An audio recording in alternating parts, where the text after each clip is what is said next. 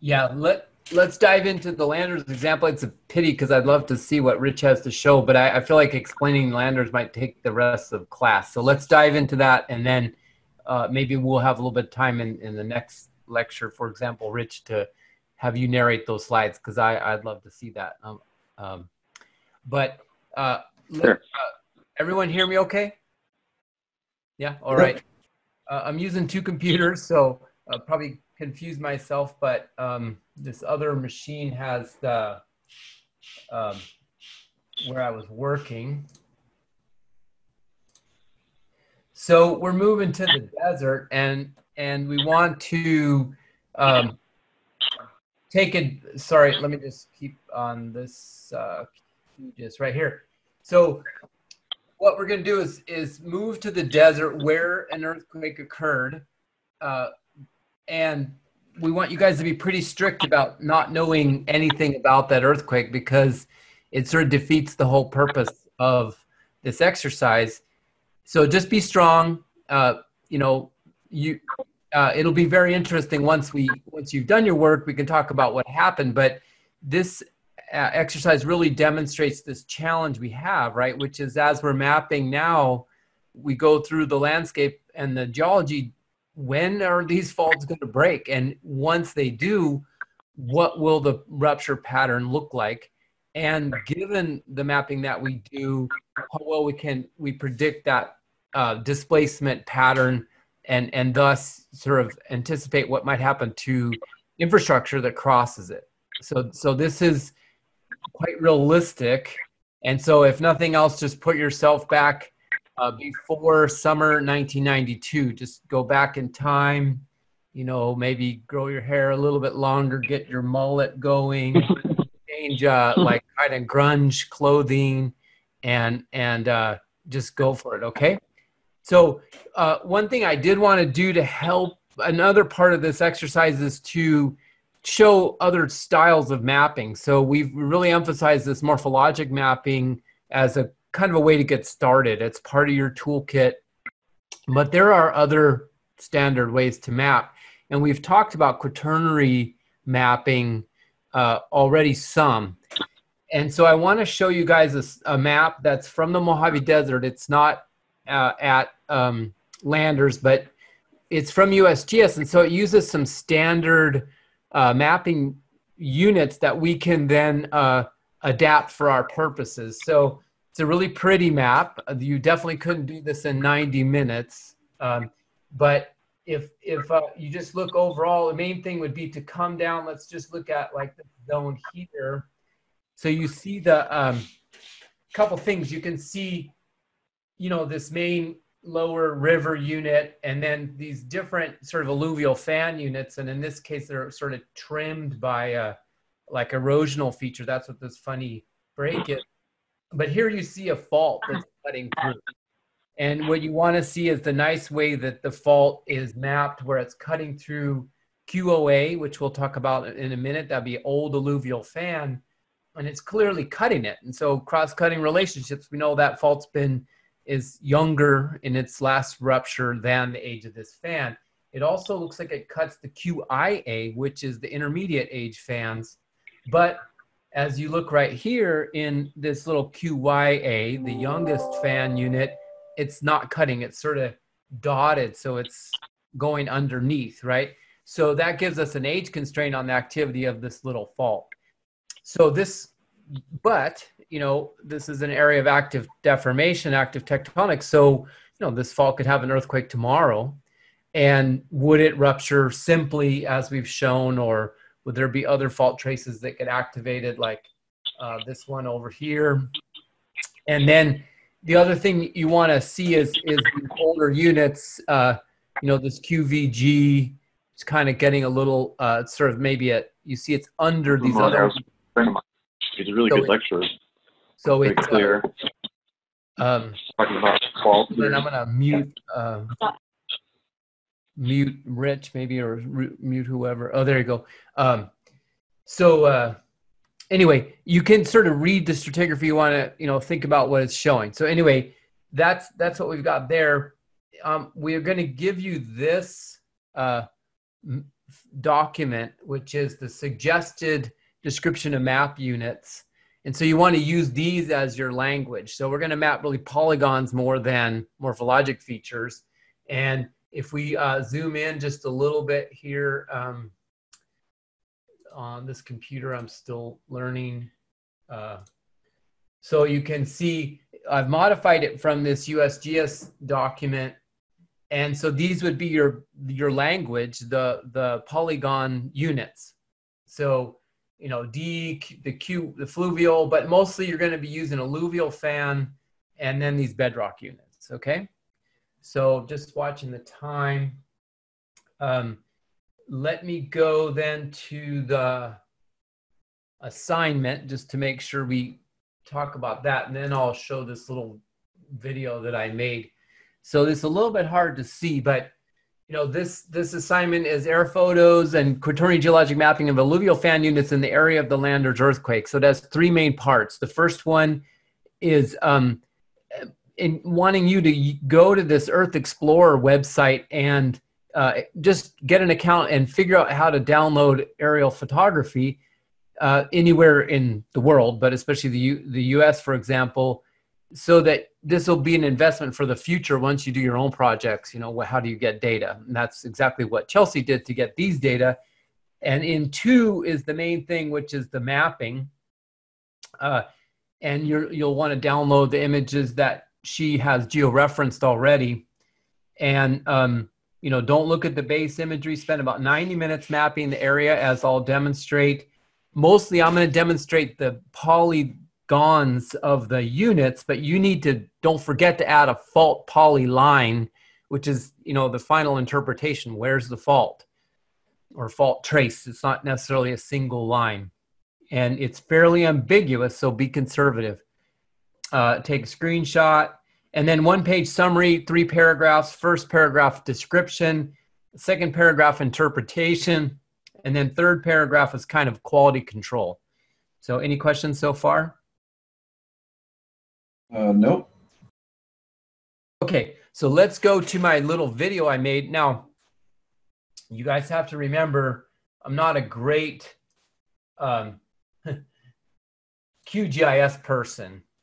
So this is kind of me just hacking around. So I'm good at some stuff, but not everything. And so you guys, by the end of this exercise, will be better than I am. So anyway, I'm in QGIS.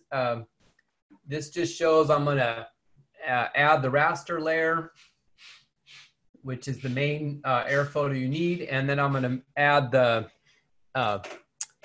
vector layer of the outline, kind of what to, the main area to map.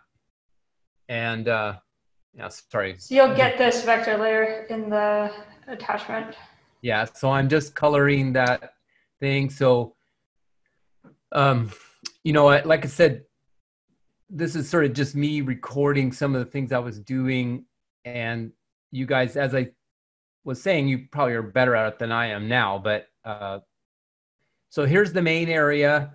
And one thing I'm showing here is how to change the brightness and contrast on the image a little bit. And you might experiment with this in different places, might need things to be lighter and darker. Okay, so then let's zoom in. One thing I was looking at was trying to figure out the resolution of this image. And so I went to this information and I was like looking. And then I realized the pixel size is in 10 to the minus 6 degrees. So this is in WGS 84 lat long projection. So we don't, it's hard to tell in meters, but if you zoom in, you can see the pixels are about the size of a bush. So it's around 1 or 2 meters per pixel. So now I'm saving the file. Don't forget to do that. And remember what we emphasized the last time, saving the project is different than saving the shape files. Now I'm making a shape file, and this is in my main polygon for polygon layer for mapping. So make sure you make a geometry type polygon, put it in the project, and then I'm making 2 fields. One is the unit field, which will be a text field, and the second field I made was comment, just as a placeholder in case I needed to stash some information, but you could make that kind of quality instead of comments. So that's just a suggestion. so now what I wanted to do was just show a little bit of mapping, kind of what I'm seeing. So I'm clicking around this one unit, and I want to just pause for a second because if you go and you remember the, if I just remind you about this suggested mapping units, there's kind of a stratigraphy of the fan units. And QYA is the youngest sort of active alluvial fan. QI is intermediate. And these fan surfaces have well-developed desert pavement, kind of dark fans. They're not heavily incised, however, which would be the older alluvial fan, which is, you know, poorly preserved, rounded, and eroded surfaces. So your biggest job is going to be to differentiate QYA, QIA, and QOA. Now, there's some maybe older fanglomerate, which you might need. Maybe you won't see it. But your main thing is going to be these three fan units, and then, as I said, probably TVS and VR. So we'll just map a few of them. So right now, that is around which unit do you guys think? I'm looking at this fan environment, and I've just mapped which one? QYA, IA, or OA? Anyone? I'm going to guess IA. Yeah, exactly. So this one where the mouse is here would be the Y. It's the young, smooth, active surface. This one is slightly higher. So it's been a sort of, you know, the landscape in size that abandoned that surface, but it's kind of smooth and relatively flat topped and dark. And then this one would be the heavily eroded QOA. So Y, I, and O. Okay. Then this is going to be like a playa, and then we have some bedrock. And so we're mostly looking first at these polygons, and then we want to sort of look at how they end up being disrupted by a fault zone. And so we're leaving that the most vague for you to figure out. So I'm clicking around here. Now, here's one part that I'm bad at, which is, well, okay, so forget about the ID, but just do unit, and I'm calling that QIA. Forget about comments for now. You don't have to fill those. Default's null. Now, one thing here that I struggle with, okay, so I save, but then and I'm still, this demo doesn't show it well, is I'm struggling with how to edit that little hanger thing right there and get rid of that vertex. And so this part of the video, I'm like trying to select it. And then at some moment, I'm going to grab it and I'll be able to delete it. So I apologize in that sense that my ability to demonstrate the editing of the vertices on these polygons is weak. But that's because I know how to do it in ArcGIS. I'm trying to learn QGIS like you guys. But anyway, you'll see in a moment, I somehow on accident basically get that stupid thing and delete it. So I'm looking forward to you guys teaching me how to fix that. But somewhere right about, come on, right now. Somehow it's like, there, I got it. See that? Little son of a gun, I deleted it. So anyway, that's one thing is you make these polygons, then you got to clean them up. And so that's one. So let's do another one. So now I'm going to, you know, I just keep going through. Oh, so here's another thing when you digitize is snapping. So this is a low budget topology project, which means we're just going to put the edges of each polygon together rather than using something a little bit fancier for, and so what we want to do is snapping, where as you click, you'll snap to the nearest vertex or line. And you want to play around with this a little bit as far as the snapping settings to get the distance right and to make sure it's activated. Because I don't think in my little demo the snapping is working yet, but you want to do it so it'll snap so that these two polygon boundaries are kind of right on top of each other. Because you'll see once I get going here that there's a bunch of gaps that's sort of aesthetically unsatisfying. And we don't want you to waste a huge amount of time fixing all the any gaps between the polygons, but if you get the snapping right, it will improve. So now I've done a QYA, and I just stopped it at the road up there, or the trail, and also stopped it maybe here so I can continue the QYA further over, but I don't want you guys to get the polygons too large. It's okay if you butt two polygons next to each other that are the same unit. And so you keep going. So you see here, I'm struggling a little bit again with editing these vertices to get them to be right on top of each other. And if you get the snapping settings to work, it will snap right on top of the previously drawn line. So again, I don't know how to do this that well in QGIS. I know exactly how to do it in ARC, but the functionality is there. It's just somehow I'm slow to also edit this thing.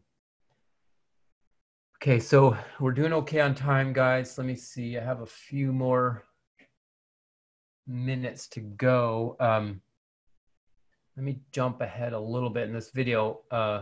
Well, let's see. Oh yeah. So right now I'm clicking out some, what's this unit I'm clicking out now? Anyone? Anyone? Bedrock. Okay, so again, I have some gaps. Now, one thing here is the next thing I'm gonna do, I'll just speed up a little bit. So I'm messing around trying to edit those vertices still, which I'm sorry I didn't do a good job on. But now we get into this part, which is coloring the units. So you can go to symbology, categorized, and you want to, you know, go by each unit. If you click on this little classify button, you can get them all. And then you want to change their colors to something logical. You can go back to that reheist map and sort of color them the same way. So there are different yellows and oranges for the different units.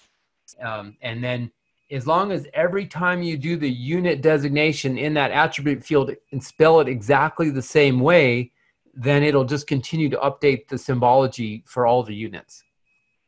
Okay, so let's go a little bit further. So I added another one. I'm still playing around with snapping right here.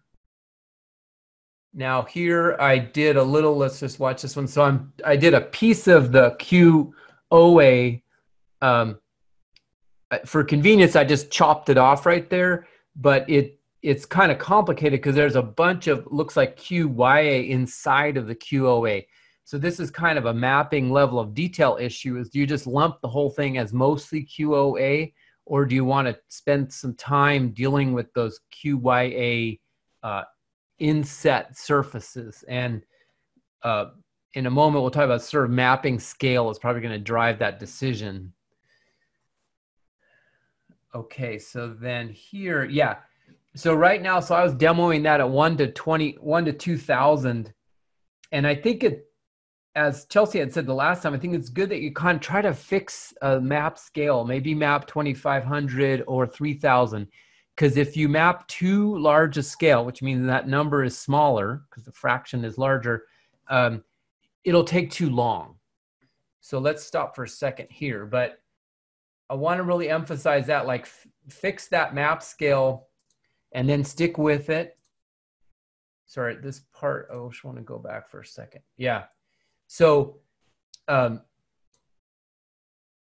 also kind of addresses the quality control, because if you're zooming around and sometimes you're mapping at 1 to 1000 and then other times you're mapping at 1 to 10,000, your overall quality may vary.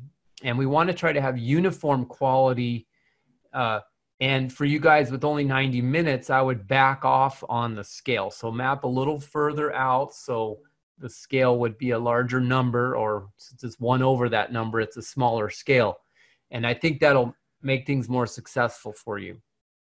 So this last part of this little video is just to give you some hints as to what some of these units are. And yeah, so 25.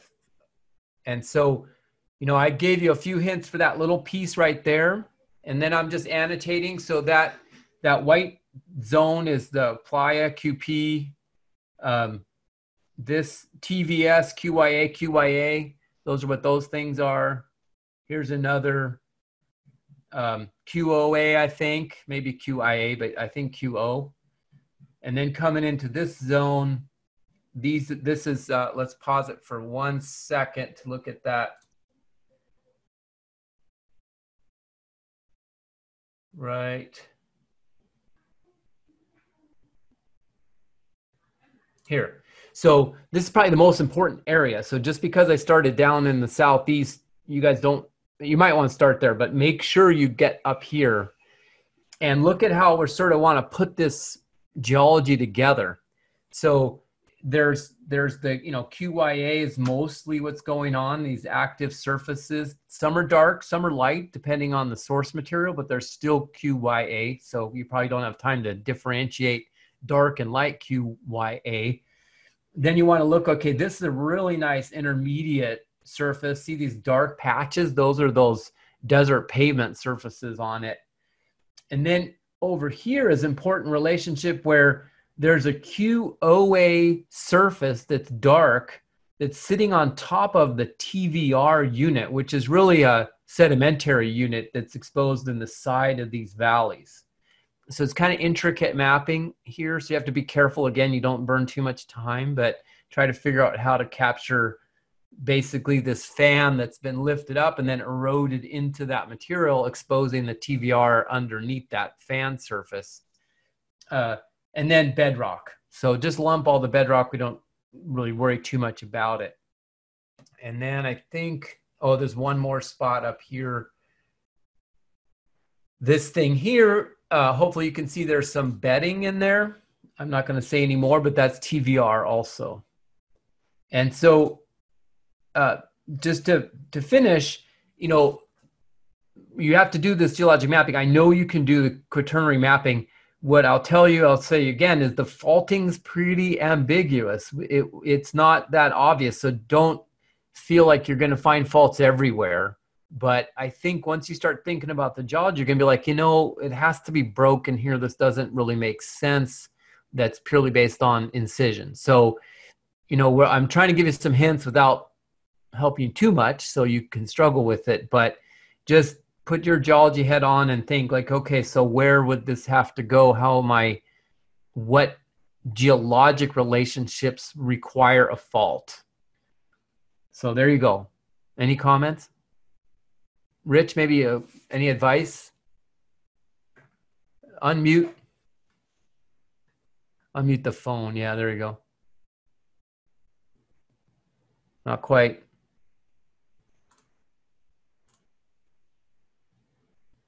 Still muted on the phone. Oh, there you go. You can press star to unmute.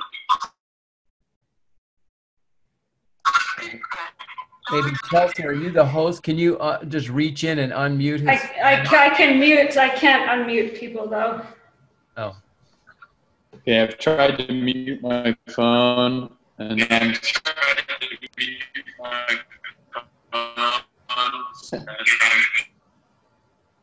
Or I tried to unmute or asked to unmute your phone, but I can also mute it. Doesn't want to do it. Well, anyway, maybe we just have to do our best without your advice for the moment. Can't quite get it. Anyway, any other quick questions? Maybe while Rich is trying to connect or send us his mental message. Elsie, are you going to post this video also? Yes, shortly. Is has the data been posted for this yet? Shortly. I was uploading it moments ago, but it's coming. It's Yeah, a little bit of a big data set than you've had before. Give us a few minutes to get it organized, but yeah, but this video, you know, I didn't make it with any sound, but now that I've narrated it in class, then we can try to cut it out and you can follow along. And then another thing. So if I don't know. Let me know if I'm right. The only one that this fault is not offsetting is the younger fan, right? Well, I think that's probably right. Yeah, I think, in 1991, it had not broken QYA, but I think especially the edges of some of the QIA and QOA polygons might be defined by faults. That's another hint. And then Rich, you want to try? No? Yeah, can you hear me now? Yeah. No. Yes, We can hear you. Go ahead. Can you hear me now? Yeah. So I just say one thing. So we've gone from morpho mapping to sort of line mapping of lines on fault, more into seeing the deposits and how they may interact with faults. And so we'll get into it more with that language and the language of the when we get into normal. So you start out how we get the different units just based on their tone, their color, their shape, their incision, and all these characteristics.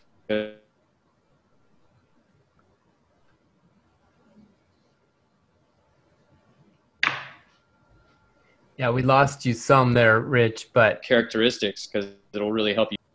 That's it. Yeah, and this text, which we'll provide, has, I think what Rich is saying, some of these simple characteristics, it's sort of what's the character of the top of the surface, but also, is it eroded and poorly preserved, or is it, well preserved? And so you want to just imagine, in general, these fans we map by kind of this erosional history. So, the youngest one is actively depositing, and then the other ones, the landscape might lower, and it sort of leaves these older surfaces up higher and higher. But yeah, Rich, I think will teach us more about that in next week's assignment. But, we're trying to ease you guys into it, teaching you each of these different tools as we go. I don't know if you wanted to say this or not. What type of fault are we looking for? Or is that something you want us to figure out? A higher angle. It's not too gently dipping. Let's say it's steeply dipping.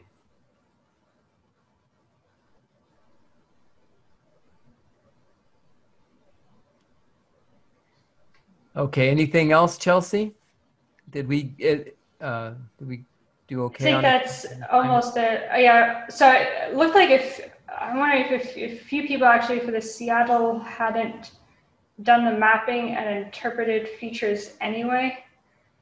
So if you did that, email me and come up with some way for you to still do the mapping and learn about that. Yeah. Okay. Are you going to be pretty easy on us with that map? I didn't even think about the I don't know, glacial landforms. As long as you are actively thinking about what was happening, then that's good.